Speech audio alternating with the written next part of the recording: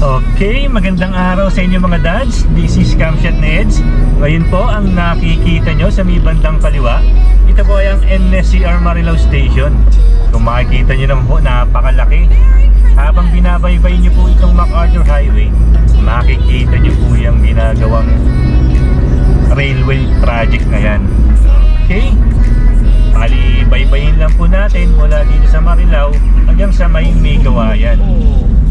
Tingnan lang po natin or tingnan nyo po ang magiging view nyo pag dumadaan kayo or napadaan kayo dito sa MacArthur Highway dito sa bandang Marilao papuntang Kawayan. Okay, ang NSCR project ay 147 km elevated railway na magdudugtong mula sa Pampanga hanggang sa Laguna at madadaanan nito ang Metro Manila.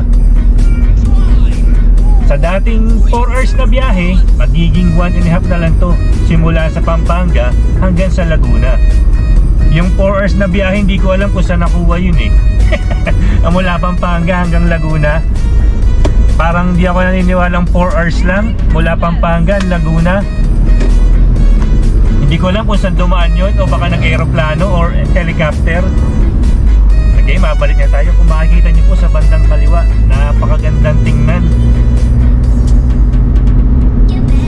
At tuloy-tuloy pa rin sila sa paggawa. Bali pagka kung mapapansin nyo or kung makikita nyo dito kasi sa camera view natin, hindi nyo makikita yung ginagawa sa ilalim. Bali yung kahabaan ng ilalim ng viaduct, ng NSCR viaduct, nag-uukay sila dun. Kung hindi ako nagkakamali, ongoing yung construction ng ano dito, yung mga yung kanal, ano ba tawag?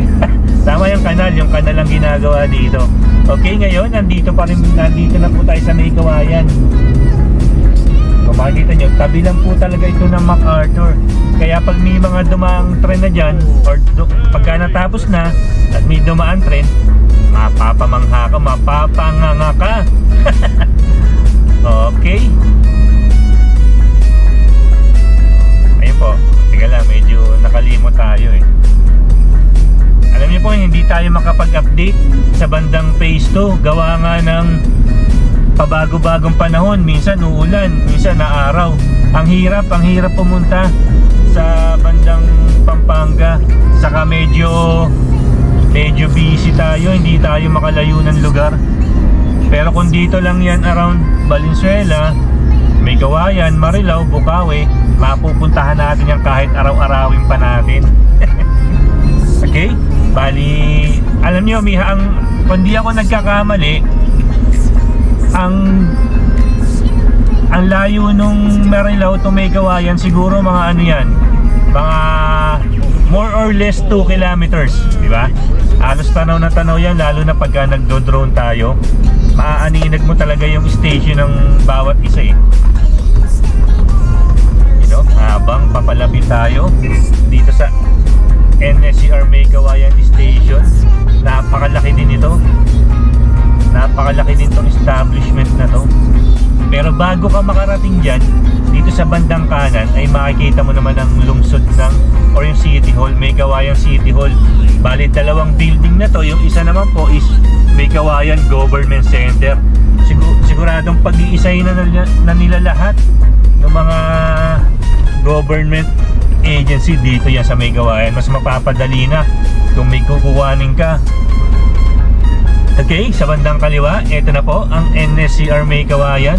Kung mapapansin nyo po, unti-unti na pong inaalis nila yung mga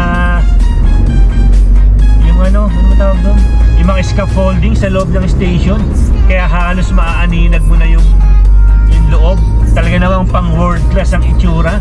Ayan naman, makikita nyo yung gilid, may mga scaffoldings din. Lalagyan na po ito ng ano, yung fin ang tawag eh. Tapos ano nga ba yung tawag sa gilid? Lalagyan po yan ng steel. Magiging katulad po yan. Ganda po ng itsura niyan pagka natapos. Okay, bali pagdating mo po dito, medyo maghihiwalay sila. Lalayo ng kaunti yung NSCR Viaduct sa MacArthur. Tapos hanggang ano yan, pagdating naman didikit uli yung NSCR Viaduct na yan. Pag nandun ka na sa bandang Valenzuela, or ang exact na lugar doon sa may Dalandanan, Barangay Dalandanan, Valenzuela. Doon na po uli sila magtatabi hanggang sa may Balubara na po yun. Okay, hanggang dito na lang po. Sana po may natutunan kayo sa ating usapan ngayong araw. Marami pong salamat sa patuloy na suporta. This is Camshot ni Eds. Marami pong salamat.